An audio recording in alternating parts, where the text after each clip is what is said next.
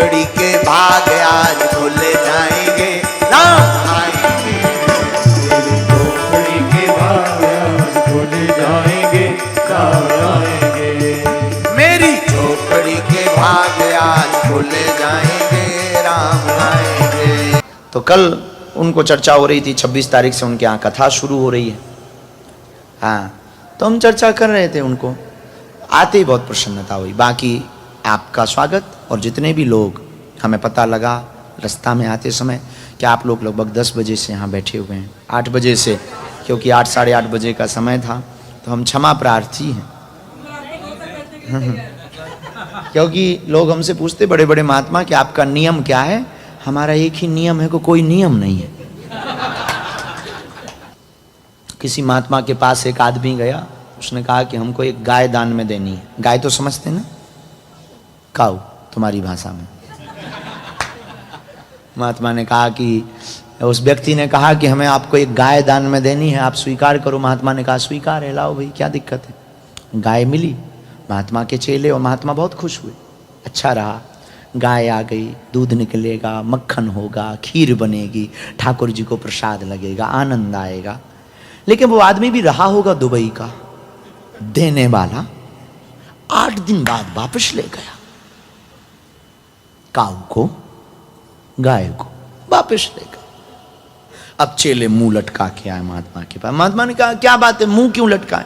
बोले वो जो गाय दी थी ना, वो वापस ले गए। महात्मा बोले भला हुआ, ठीक हुआ।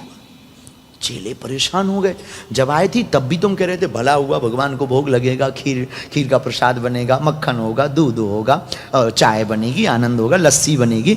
अब चली गई तो अब क्या खाक भला होगा? अब तो कुछ बन नहीं पाना है, अब क्या खाक भला होगा? महात्मा मुस्कुराते हुए बोले ठीक गई, कौन गोबर उठाए, कौन भूसा की व्यवस्था करे, कौन पानी पिलाए। आई थी तो ठाकुर जी का भोग लगता, चली गई तो झंझट खत्म हो गया।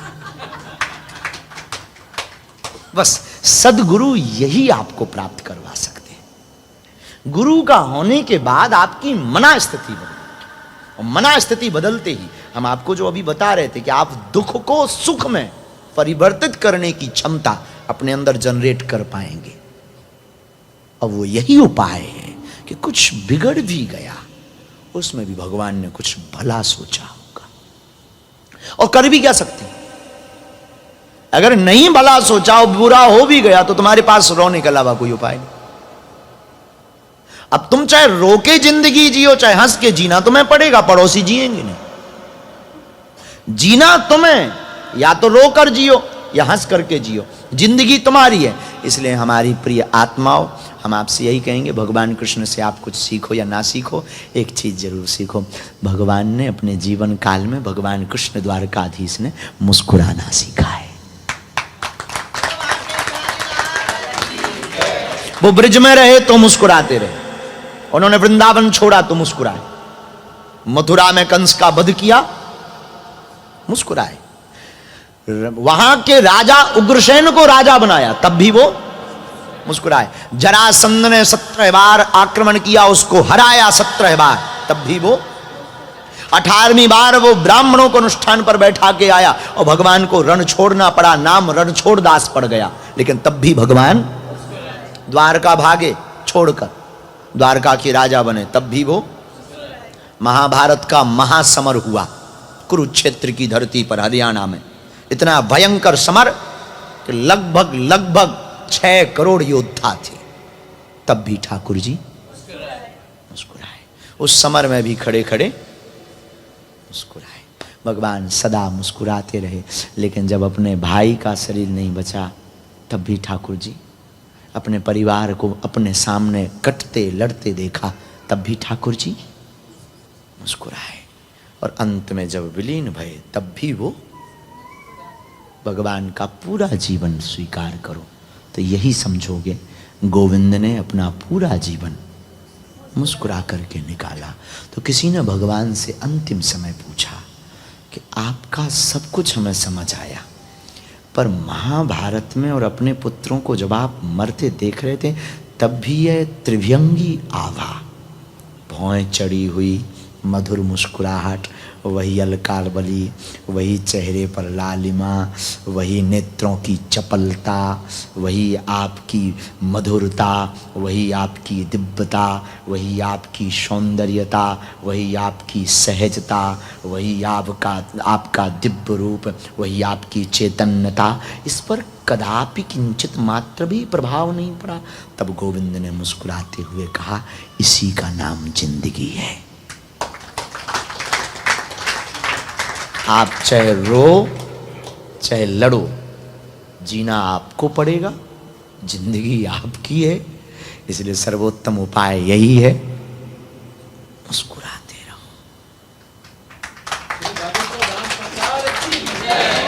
जो होगा सो होगा, हम आप कुछ बना भी नहीं सकते और बिगाड़ भी नहीं सकते।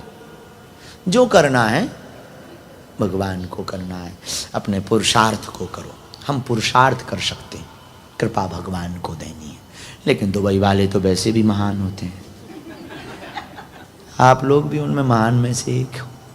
तो आप लोग हमारी आत्मा हो, तो हम प्रवचन सुनाने नहीं आए, आप लोग बैठे थे तो बस ऐसी वार्तालाप हमने शुरू की है। तो बात बात में वो बात निकल गई कि भागने से सफलता नहीं मिलेगी। जहां से शुरू किया था, भागने से, भगवान भी भागने से प्राप्त, जागने से ही प्राप्त होगा।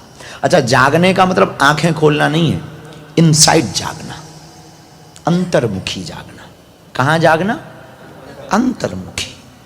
अंतर्मुखी जागने का उपाय क्या है? ध्यान। क्या है? ध्यान, मेडिटेशन। आप ध्यान करो, एकाग्रचित रहो। हनुमान जी के चरण पकड़ो। देखो, गुरु के पकड़ो आचरण, हनुमान जी के पकड़ो चरण। एक चीज है यहाँ पर दुबई में, एक कोई हमको बता रहे थे कि एक ऐसा जगह है जहाँ सभी देशों के ऑफिस है। उन्होंने बताया हमको ऐसी बात हमें, फिर बताया कि लगभग 170 देशों के लोग यहाँ रहते हैं। 170 कंट्री का कल्चर है यहाँ, तो बड़ी कलरफुल है, ऐसा है वैसा है, बहुत महिमा, बहुत सुंदर बात, अच्छी बात। हमें हनुमान जी याद आएगा ये सब सुनते ही। हनुमान जी इसलिए याद आए, और देवता पर हनुमत से,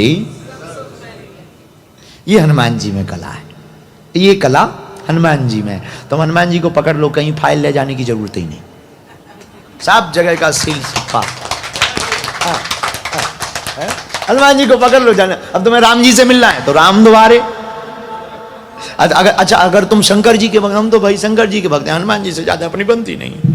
हनुमान जी को नहीं मानते, कोई दिक्कत नहीं, हनुमान जी को मानो, शंकर जी को मानने की जरूरत नहीं। शंकर स्वयं केसरी नंदन।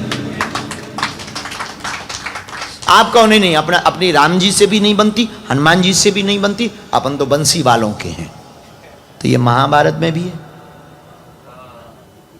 कपिध्वज, महाभारत के रण के उस रथ की भूमि पर जब करोड़ों सेनाएं, वहाँ 18 अक्षौणी सेना, इधर से 7 अक्षौणी सेना पांडवों की तरफ से खड़ी हुई है, और जब महाभारत का महासमर युद्ध चल रहा, तब उस वक्त रथ के ऊपर जो ध्वज लगा, उस ध्वज में हनुमान जी बैठे, तो रथ का नाम ही कपिध्वज पड़ गया। और अर्जुन ने तरकस पर 3 चढ़ाया, और चढ़ा करके जब जो है भीष्म पितामह के रथ के ऊपर जब बाण को मारा, और भीष्म पितामह का रथ नीचे दब गया, तब अर्जुन मुस्कुराते हुए बोले, गोविंद नीचे देखो। भगवान मुस्कुराते हुए बोले, ऊपर देखो। तुम नीचे ऊपर देखो, ऊपर। तो अर्जुन बोले, ऊपर क्या देखना? अरे बोले, वो ऊपर है इसलिए हम लोग भूपर हैं। वो ऊपर है, कौन? तो हम लोग भूपर हैं। इसलिए हम आपको विनम्रता पूर्वक बहुत करबद्ध प्रार्थना करना चाहते हैं, मेरे आत्मीय जनों। और देवता चित्त न धरे, पर हनुमत से one man so Hanuman ji.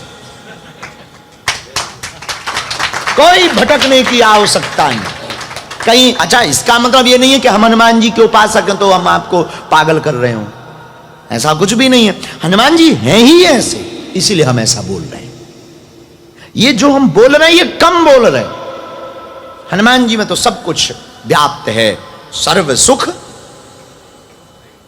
Hanuman ji के चरणों से जुड़ने के बाद आप सब सुख पा सकते। अच्छा, सब सुख क्या है?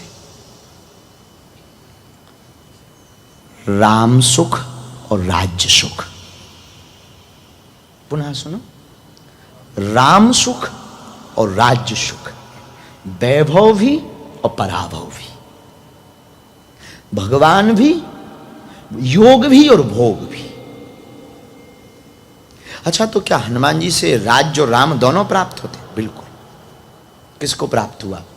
राम की प्राप्ति भी करवाई हनुमान जी ने और राज्य की भी प्राप्ति करवाई हनुमान जी ने।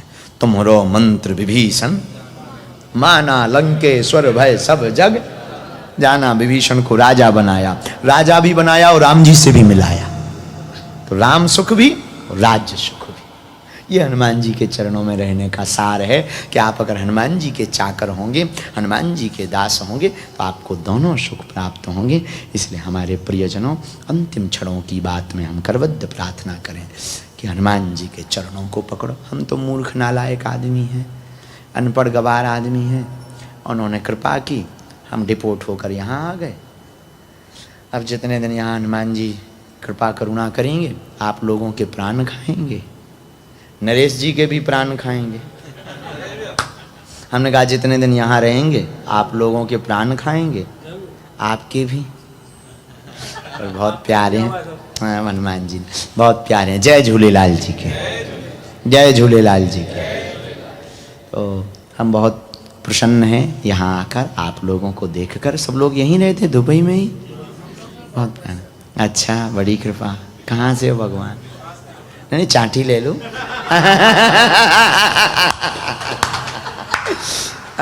2-5 मिनट आध्यात्मिक प्रश्न किसी का हो तो पूछ लो, पर पेट का दर्द, पत्नी का दर्द, पड़ोसी का दर्द मत पूछना।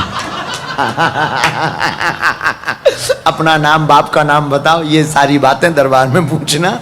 अभी आध्यात्मिक प्रश्न आपका कोई, वहीं बैठे बैठे माँ, अध्यात्म, धर्म, संवाद, कोई भी आपके मन। इसका मतलब ये नहीं कि हम हर प्रश्न का उत्तर दे सकते हैं। जितना पता होगा उतना बताएंगे, बाकी कल बताएंगे। नहीं पता होगा कल बताएंगे। अब तुम खड़े होके पूछने लगो सूप न खा की नाक कहां गई, कौन लपड़ों में पड़े? इसीलिए दिस इज माई डिस्क्लेमर।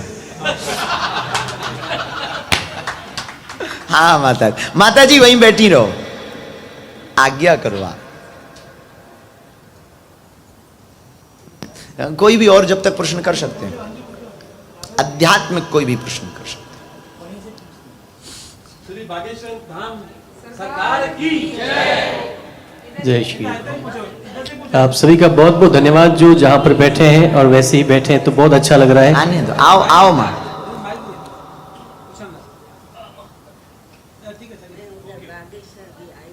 आप बागेश्वर आई थी कब? ओ, तो मिल नहीं पाए। आज हम मिल गए, आज गाली बको आप।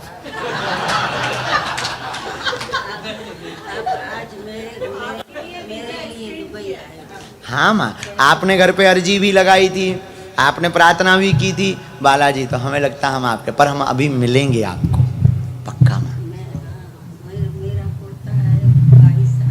अभी चर्चा करेंगे हम, आप चिंता ना करो। अलग से हम जब भोजन करेंगे, अभी हमें भूख भी लगी, तो हम अलग से आपको 2 मिनट चर्चा करेंगे पक्का।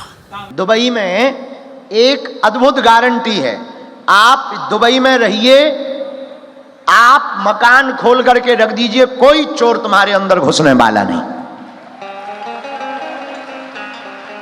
हम जब वहां चढ़े 148 मंजिल पर, खलीफा में, बुर्ज खलीफा में, हैं बुर्ज सही बोले ना, हाँ गड़बड़ ना हो जाए। हैं तो जब हम 148 मंजिल पर चढ़े, तो यहाँ के ऑफिसर शेख साहब, हम, पूनम बहन ऊपर हवा का आनंद ले रहे थे।